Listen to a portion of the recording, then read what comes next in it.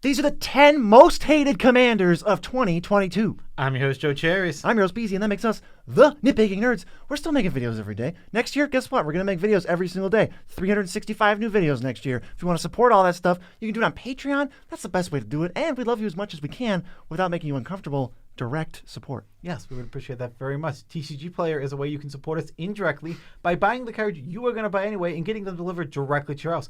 All you need to do is start with our affiliate link in the description below. You'll be taken to the TCG Player and you can buy all the cards you were going to buy anyway. Thank you. We would appreciate that very much. Also, we're sponsored by Moxfield. There's going to be an ad. You can predict where it is. You will be wrong. Happy birthday to everyone whose birthday is today. All right. So today what we did is we went into our Discord. We asked what are the most hated commanders of this year that were printed in 2022. Yep, we polled our Discord, and this is what they came up with for the 10 most hated. And then, of course, we were the tiebreakers. Let's just go to number 10. It's the Beamtown Bullies. They reanimate a creature, but it's like on an opponent's control. And basically what the problem with this one is that everybody says is, well, you're just going to get like a leveler or something that basically just kills you. And I would never want to play against this card because it's like kill the Beamtown Bullies or lose. That's what's going to happen every single time. The Beamtown Bullies just, like you said, reanimate some stupid creature that when it's put onto your battlefield, loses you the game. There's literally what? Phage. You know, the one that literally loses you the game when it's reanimated onto your battlefield. Doesn't like Eater of Days make you skip 2 turns? Just horribly unfun cards over and over and over again. And now it's weird because this card is like innocuous. It looks like a fun little commander. And I'll tell you what the fun version of this is.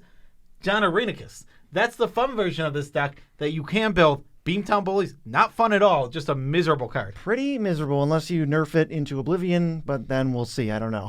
Number 9, Light Paws, Emperor's Voice. Super cool design, but what ends up happening is it always has protection from creatures, and it's unblockable, and it also is like protection from everything. So I don't know how you're supposed to kill this as soon as it gets multiple auras on it. Exactly, and this is a tutors deck, so it's going to do the same thing over and over and over again.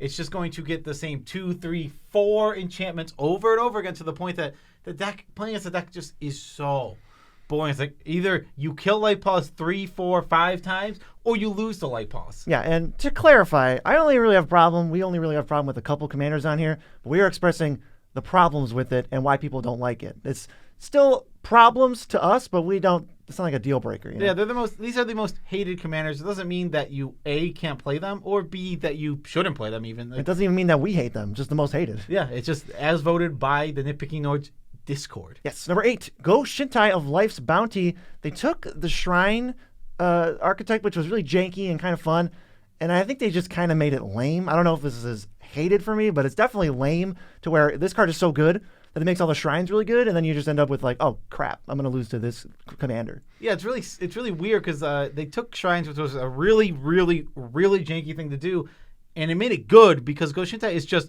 a strong card. You don't even have to necessarily play shrines with this because this thing is just making enchantments over and over and over again that can trigger whatever constellation abilities you have on the battlefield. It's silly, and on top of that, its ability just gets them back. Yeah, I think it falls a little bit into the 5-color good stuff category too. This is another 5-color commander. Yeah, I think shrines are awesome. I think they're a niche little archetype. I think that Go Shintai kind of took it over the top into a spot of like, it's just good. Yeah, it's almost like Edgar Markov with vampires. Yeah. Oh, that's enough of that. Number 7 is Shorikai Genesis Engine. And I will say, I think the main issue with this one is this card is sticky. It doesn't die to the average board wipe that's taken out all the creatures. And you need to specifically have artifact hate in your deck. And some colors don't have access to that. Yeah, some colors do it better than others. And it kind of is like card advantage, and it makes a little bit of board presence. We looked at it, and this card looks kind of awful to me. Just at first glance, it looked awful. But it turns out it's not a vehicle, and you don't use it like that. So it is awful as a vehicle.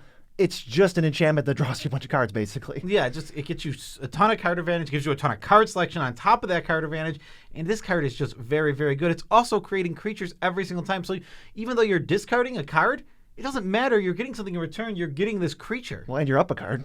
Yeah, well, yeah, I know you're up a card, but even like the discard isn't even really going down a card. Like it's basically drawing 2 because one of them is just going to become a 1/1 on the battlefield. Yeah, and then you get like the unwinding clocks, and I can see why this would be frustrating. Yeah, we lost it on Shuffle Scuffle. We did. You can go back and watch. And it was sticky as could be. That was the main issue. I don't think it ever left the battlefield. No, it did not. Up next is the one that on EDH Trek has the saltiest ranking. The highest salt score. It's not even close, and it is Jingataxis Progress Tyrant. It's the 7-mana one that copies your next artifact, instant, or sorcery, but whenever your opponents cast their first of those 3 types, it's countered. Yeah, it only triggers once per turn, but people don't seem to like having to run out a spell to be completely wasted and then another spell. They must not have a lot of wheel-spinning cheap cantrips like me. Yeah, Jin-Gitaxias is super annoying. It can just kind of, if you don't have things that you can just run out for free and get countered, it can be super frustrating. All your first artifact of every single turn, your first instant or your first sorcery are just going to get countered, and it can be super frustrating because it's like, I want to play things, I want to keep going, and it's like, I could answer Jin-Gitaxias, but I only have one instant that's going to get rid of it, so I can't get that countered. Yeah, it's basically like, your first spell each turn, you have to discard a card in order to cast it and then tap some mana. Yeah. It's kind of brutal. And if they untap with it, they're going to get max value. Yeah, exactly. And it's a pop-off card too, yeah, because like Jin-Gitaxias just comes back around to your turn. Okay, whatever they want to do, they're going to do it twice, and it's going to be over the top and busted. And now it's like, do you answer those 2 things or do you answer Jin? Yeah, it's super frustrating. This next one surprised me because it was never even on my radar. It was for limited. For limited, it was, but overall, it was never on my radar for a card that was like, I don't like hated. It is Miram Sentinel Worm, whatever that says. I don't know. WYRM. Worm. This is it's a dragon. And whenever you cast a dragon, you get a second one of those dragons. Actually, it's an ETB, so it's even better. Yeah, I don't even think it makes non-legendaries, right? It makes non-legendary versions of them too. So this thing is really big, splashy, and over the top. But it costs 6 mana. So like, for me, when I'm thinking about this card, it's like, okay, it comes out, but then you can just answer it in like so many different ways. And like, it has ward, which is probably what people are not liking. Yeah, maybe that's it. And I know if you don't answer it, it's going to be big, splashy, and over the top, but it feels like it's like a later game card. Obviously, that's not true because it is going off and people are hating it. And I think maybe one of the worst parts of playing against this is when they go like Sakashima, make 2 more Mirams. Oh, yeah, because if you make more Mirams, then you just, every dragon enters and makes like 7 of them. Maybe that is the main issue. It's just like you have to have a board wipe every other turn or else you lose. Yeah, Miram just is... it's a little sticky at least. Like, a little sticky, stickier than the average 6-drop. Yeah, definitely for sure. Next is one I built and hated. This is my pick for this would be my pick for least fun or most hated commander of the year. Yeah, it is Jetmir, Nexus of Revels, 4 mana, and if you get 3 creatures, they get +1/+0 and an ability. 6 creatures and 9 creatures also do that, and by the end, they have Double Strike, Trample, and Vigilance. And +3/+0.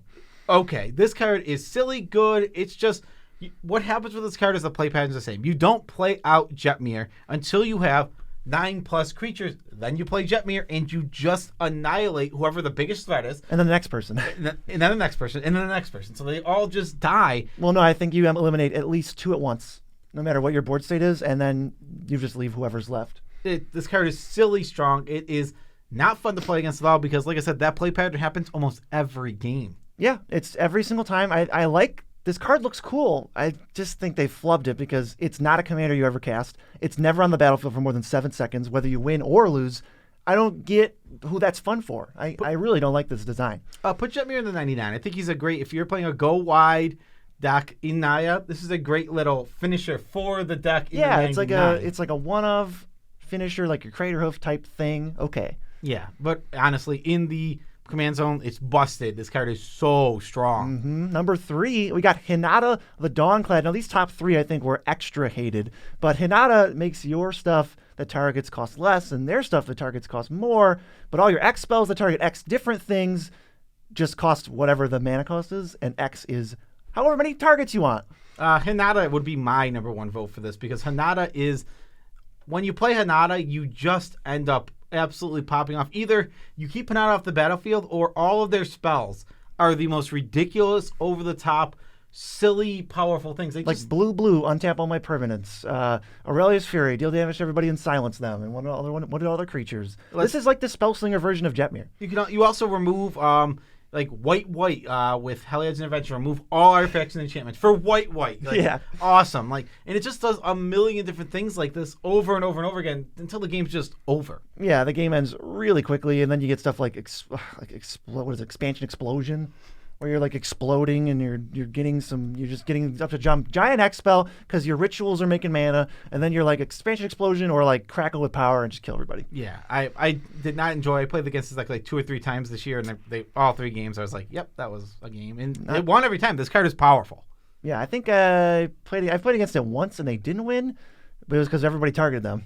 Yeah, well, that makes a lot of sense. Next is one that is a little surprising because the effect doesn't seem that bad. Yeah, number 2. Yeah, number 2 is Shieldred the Apocalypse. When you draw, you gain 2 life. When your opponents draw, they lose 2 life. And was this even on our radar at all? As a hated commander? No, it didn't seem like it. I would say that one of the things that's very annoying about it is it's going to keep going over and over again. It demands an answer, or else it's just going to drain your opponents out in a few turns because if they're not drawing any cards, one, they're losing anyway. If you're drawing 0 cards in Commander and all you're doing is playing 1 card per turn, you're probably losing. So as soon as you start drawing more cards, Shieldred's super annoying. Maybe it's like Jet Mirror. It makes a huge difference if she's in the command zone. I don't think she's an unfun card, but maybe when you put her in the command zone and you're like, okay, I got Dark Deal, I got Memory Jar, I got the 2-hit kill, like the 1-hit kills with like Peer into the Abyss. You just kill somebody. Yeah, that 1-hit kill something. You can also win the game and draw your whole deck with Lich's Mastery? Lich's Mastery, yeah. It's just a combo win with Shieldred. 2 cards, you just win the game. So that would mean it needs to be policed heavily if you know those cards are in the deck. Exactly. So this feels like